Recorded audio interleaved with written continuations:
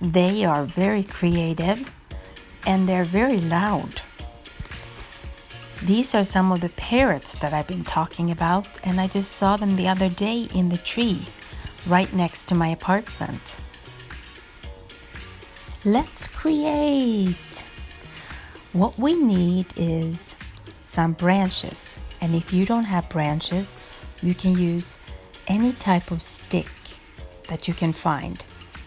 You could use old pencils, old brushes, or chopsticks. We're going to create a loom, and first we're going to make the frame for our loom by tying 4 branches together, tight and snug. Make sure you really do a good tying job in each corner where the 2 branches are connected. You may need help doing this, so don't be shy to ask your parents or sibling to help you, because sometimes it's easier if someone can help you hold one side while you're tying. And after you're done making the frame, you need to have strong yarn, and you're going to wrap it around your frame. I am almost done, and I am happy with how I tied it. It's pretty sturdy, so it's almost time to start weaving.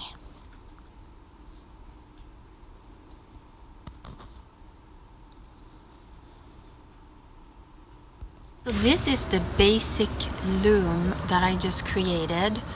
It's made from twigs and branches from a tree in my garden. Now, if you don't have that, you could use old pencils or some old color pencils, anything that's sturdy, some type of stick. You need 4 of them, and then you need to tie them together here, here, and down here and here. And after you tie them together and you have a frame, you're going to wrap yarn around the frame, and from sideways you will have 2 layers, 2 rows. It's a very thin actually branch, and it used to have leaves on it, and I took off the leaves, and I'm going to use this in my loom. I'm going to use a lot of different materials and weave it over under these little strands of yarn. Any type of yarn works. Make sure you test the yarn before you start tying, because you don't want a weak yarn, then the whole thing might collapse. So strong yarn, and not too thick. Over, and then I'm going to go under the next 2. Then I'm going to go over, under, over those 2. Okay. Then under which 2?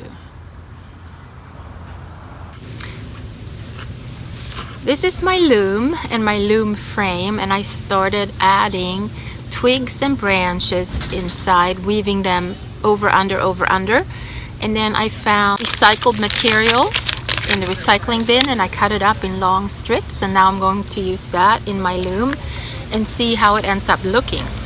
So I'm mixing some natural materials with some of the recycled materials that I have in my recycling bin at home. Now be mindful where you find these branches. If you can't find anything in your own garden, you can't just go out there and pick branches from, random trees. So you have to be creative about it. Maybe you have some old pencils you can use instead, or some old chopsticks. But we want to be mindful when we use materials from nature so that we don't take too much. But we are going to end up using everything, so it's not going to be a waste, and it's going to look beautiful. When you weave your materials into your loom, make sure that you have a pattern, which is over, under, 1 row, and then the next row needs to be the opposite. So if you started over, under, you need to start under the 2 strings in the second row, and then you keep on going back and forth. So each row next to each other will never be the same. They will be opposite. And you keep on adding materials until you reach the end. And you'll end up with something like this. Beautiful. I'm really excited about it. I'm gonna hang it up in my tree.